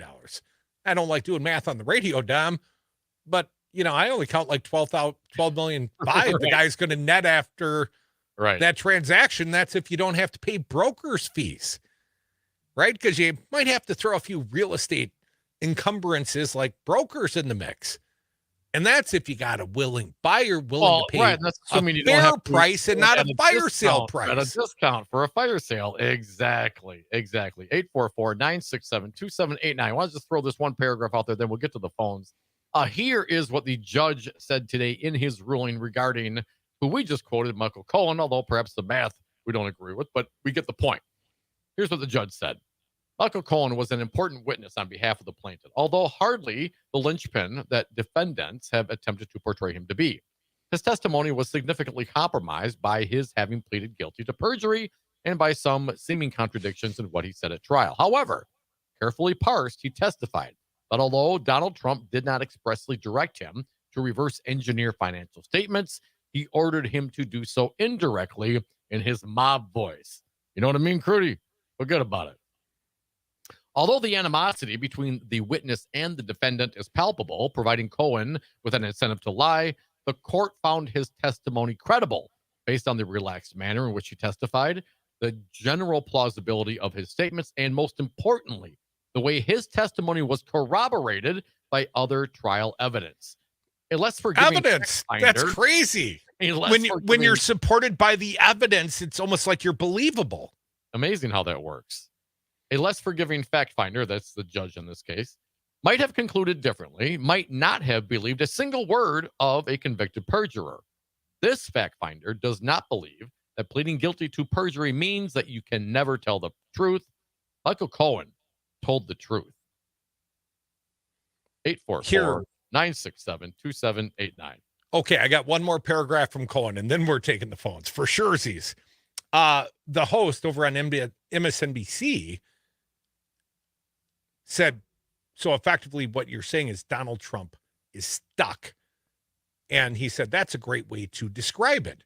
And I'm going to use your language. He's stuck. And then the host went on, and Cohen responded. He asked, what's Trump do when he gets stuck? He goes into complete and total panic mode. It sounds like me, Dom. I get a little panicky myself. Yeah. But I've never been $354 million panicky, but I continue. Donald's theory right now, the only out for him financially and criminally regarding incarceration is if he wins the election. He's not running for the presidency of the United States to do good for the United States. He wants to do, and the only way he can do good for himself is to win the presidency. This is all about running for the purpose of saving himself. Of course, man. It's always been about Trump. 844-967-2789. Save yourself, callers. Let's get to it. Wisco, Paul, you are up. Happy Friday, Paulie. What do you got? Hey, Paul. Happy Friday to you guys, too. It's an amazing day. Right off the get-go here, my grievance is against the whole GOP political party, the Republicans, if you will, for letting this guy be their leader. Trump is their leader. I mean, it's almost laughable. And not only in this state, the whole GOP congressional delegation is behind Trump, including our Senator Rojo, Ron Johnson. Behind him, he conspired with him, Paul. Well, it's even worse than that. I didn't even think about that when I was doing my grievance, but yeah, he conspired with him. So it's an amazing thing. So that's my grievance is you're following a clown. I don't even is he even as good as a clown? I mean, a clown is a generous description, Paul. Yeah. I'd call him more crusty than bozo. More of a sad clown. Hey, on a lighter note, what's the deal on Maggie Dawn? And is she going to do 1 hour, 2 hours, or how is that all going to pan out? Maggie Dawn, starting on February 26th, will play almost universally across the Civic Media Network between 2 and 4 p.m. Central Time. Dom and Crute, the Devil's Advocates, here in Madison specifically, will start at 3 o'clock on WMDX. And in all other places, we'll do the greatest radio show ever we've always done between 4 and 6 p.m. So both Maggie and Dom and Crute will be on between 3 and 4. You'll have to choose favorites. That's totally awesome. And thanks for taking my call. And I don't know how Trump gets out of this. And maybe you could think of something better than a clown to call him worse than that. Go for it. Thanks. Boy. Well, I hope to call him convicted criminal Trump very, very soon. What was this number? Inmate Trump. Right. They already gave him a number down in Georgia, Paul. We'll have to figure out what that was. Thanks for the call, man. Have a nice weekend. 844-967-2789. Mark, you're up next. Welcome. Happy Friday. What do you got for us? Hey, Mark. Well, if he's a clone, he's the clone Pennywise from Stephen King's It. There you go. And what is the grievance level going to reach when it's the Biden condemners are going to have to give up on this whole FBI informant thing that just turned out that he was, perjuring himself the whole time and lying the whole time. And well, isn't that the supposed underlying basis for the Biden impeachment investigation, which I mean, it's ridiculous, of course, but isn't that why they're supposedly doing the investigation is predicated on the fraudulent testimony guy now charged with lying to the FBI? And, I heard the guy was on Hannity's program like 80 times. Maybe somebody told us that. Sometimes I listen to the callers. No. 844 I mean, it was mentioned 967-2789. Here's a specific quote from the Washington Post on this issue. And Mark, thank you for bringing it up. We hadn't gotten there yet. It's been such a joyous day knowing that justice is finally being served against the fraudmeister that is Donald Trump. I don't know if Trump's going to be able to afford the hamburgers tonight. Philip Bump at the Washington Post from yesterday. Remember the Biden bribe allegation? DOJ now says it was made up. Made up. And here are the statistics, Crute, that you were referencing.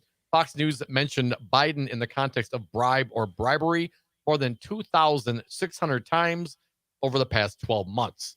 A Media Matters review of host Sean Hannity's efforts to bolster the Republican impeachment effort tallied at least 85 segments focused on the allegation and the FBI form that documented it, despite the complete dearth of evidence supporting the idea.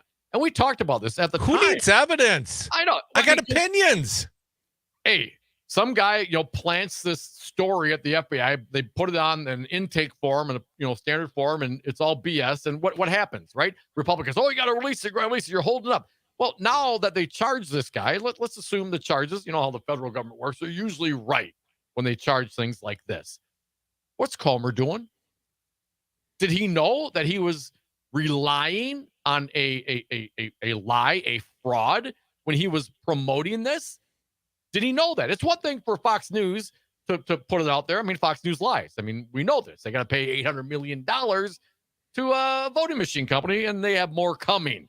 So Fox News lies. I get that part. But Comer, man, did you know? Did Jim Jordan, did you know that this guy that you were relying on, that was the basis of 2,600 times? Did you know? Well, shouldn't that be a point of conversation? Shouldn't that be a point of investigation? Should we have, committee? It's almost like the political enemies have weaponized. What? They're weaponizing it, Crute? It seems to me like they're weaponizing a congressional committee to smear the current president, much like they try to do with Hillary in Benghazi and her emails, right? And Barack Obama's birth certificate. But when it comes time to acknowledge the massive criming of the former president, the presumptive nominee of the Republican Party, the 91 felonies, the $500 million in criminal fraud and rape, defamation judgments against the man. Civil. Those are civil. I mentioned that. I think I threw a civil in there. No, you said criminal. I just want to be clear. Well, he's got the criminal 91 criminal charges. Yes, he does. And $500 million in civil penalties for raping and defaming a woman, and of course defrauding the state of New York. But he's our guy. And that's not believable because he's being persecuted. But when you flip the coin and it's Joe Biden being impeached, and the only witness that I've seen on Hannity mostly, him and John Solomon, has been charged by the FBI for lying. Alexander Smirnoff. Oh, we talked about the vodka-named alleged perpetrator of the crimes, Dom. But I gotta say, real quick, this is some of the reporting. Let's remember this. In May of 2020, Smirnoff suggested it was an FBI handler that Biden would be going to jail over the leak of phone calls between Biden and former Ukrainian president. The leak originated with a Ukrainian lawmaker who provided information to Giuliani and was later sanctioned by the Trump administration as a Russian agent. I mean, I got to assume that Comer is not an absolute total idiot, that he knew. They knew what they were doing. They were doing this on purpose. And now that guy is turned on charge for lying about all of it. Dom, I'll let you pick the final topic. Either we're talking about Wisconsinites drunk driving or Jennifer Rubin at the Washington Post trashing Congressman Mike Gallagher from Green Bay. Your call. Jennifer Rubin, baby. Come back with us. Don't tell him.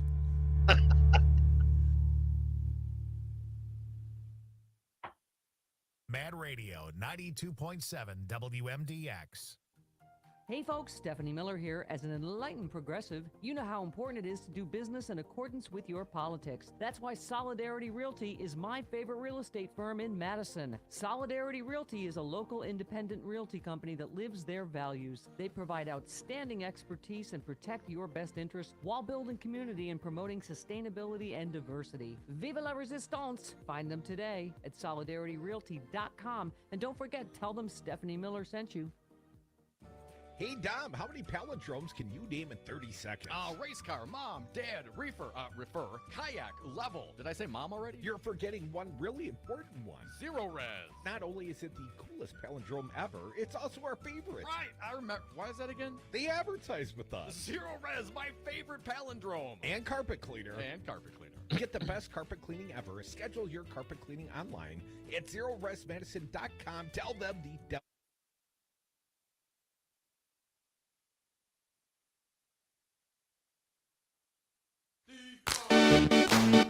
When they go low, we get high. The Devil's Advocates. Yeah, thank you for listening to the Devil's Advocates radio show, our last segment of the day. If you got something to say, hit us up on the line right now at 844-967-2789. Stick around. The Busted Pencil show coming up next. Dom, in deference to the fact that I'm going to Catalina, and you may not have an automobile on Catalina, I believe. Catalina wine mixer? Absolutely. Catalina wine mixer. Oh, yeah. While you're solo grinding through a hard week, 4 days without me, Dom, I'll be at the Catalina wine mixer, and I don't have to worry about drunk driving home. So, let's skip the DUIs till next Friday. I'll be back in Wisconsin then. Then it'd seem appropriate to talk about it. The culture here and all.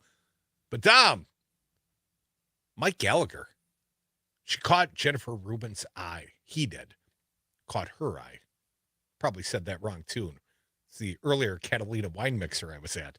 Rep. Mike Gallagher, Republican from Wisconsin, announced on Saturday that he would not run for re-election, just days after voting against the meritless impeachment of Homeland Security Secretary Alejandro Mayorkas. Though some pundits praise Gallagher as the sort of Republican the country needs, is a long record of appeasing four-time indicted former President Donald Trump. Yes. She reminds us of all the ways, Dom. He endorsed Trump in 2020, even after Trump ridiculed late Arizona Senator John McCain, whom Gallagher apparently held in high regard. Gallagher voted against both Trump impeachments and against an independent commission to investigate the January 6, 2021 insurrection, though he did say he would not support Trump in 2024. Ooh, brave move. Oh, how brave.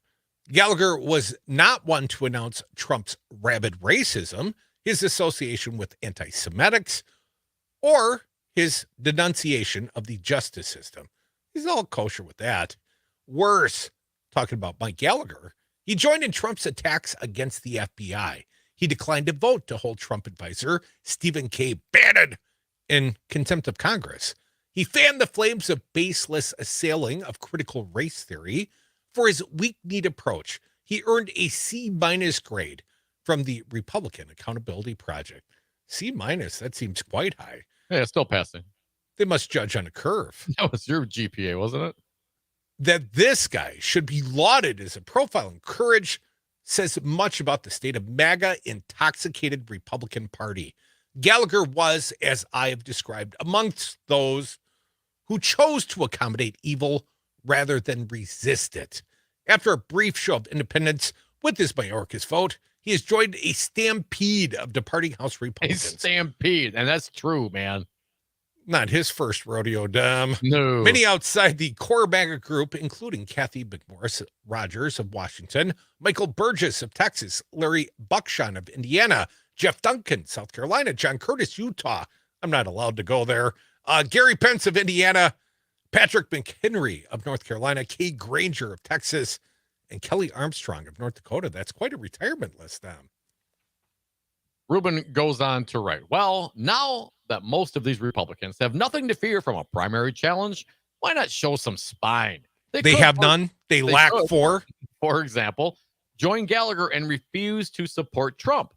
Furthermore, they could vote to discharge any Ukraine bill to get it to the floor, defend judges and law enforcement from baseless mega attacks, and repudiate Trump's betrayal of NATO and his unconstitutional vow to use the military to suppress dissent. I mean, people, really? I mean, this is... Rubin continues. freed from the bounds of party loyalty, which never stopped former Wyoming Congressman Liz Cheney from putting country over party, they could belatedly join Cheney's anti-Trump crusade to protect the United States from a fascist onslaught. That might not erase their original sin in refusing to impeach Trump and ignoring his anti-democratic actions as president, but it would be a step in the right direction. Yet I sense that this is a bridge too far for most of them. I hope I am wrong. I will be watching, Jennifer Rubin writes, to see whether Gallagher and others find their decency and pro-democracy bona fides. It is not too late to do the right thing. Right. I would not Jennifer bet Rubin. on it. I would not hold my breath. I mean, I appreciate the aspirational thoughts here of Jennifer formerly Rubin? conservative columnist Jennifer Rubin, but it ain't going to happen, sister. You know what I'm saying? This whole fear thing, it bothers me. And not because the people don't have a right to be afraid of certain things. I mean, I get that. And, you know, there is danger in the world. But you're talking about your party. You're talking about your constituency. You're talking about your neighbors, your friends. You're talking about your candidate. These are what you fear.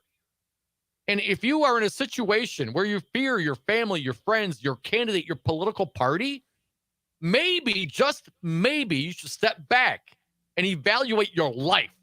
Because there is no way in hell I would ever associate with anything, anybody, any party, any whatever that would cause me to be in fear for my life. Now, if you believe it, and we talked about former Wisconsin Republican Chair Andrew Hitt going to be on 60 Minutes this weekend, talking about, and he's one of the fraudulent electors from the state of Wisconsin. I was afraid. Really? Other than you saying it on 60 Minutes, where are the texts? Right? Where are the phone calls? Where's the corroboration? Where is the conversation? Oh my God, you guys, if we don't do this, there's going to be a pitchforks and torches time in America. You know what I mean? Where's that? Because you got caught because it didn't go well. No, it was a bad time. If you look in the camera and you speak very softly and concertedly, it was a scary time. My lawyer was right, and I was the responsible for not turning over Wisconsin to Donald Trump. Can you imagine? I was fearful.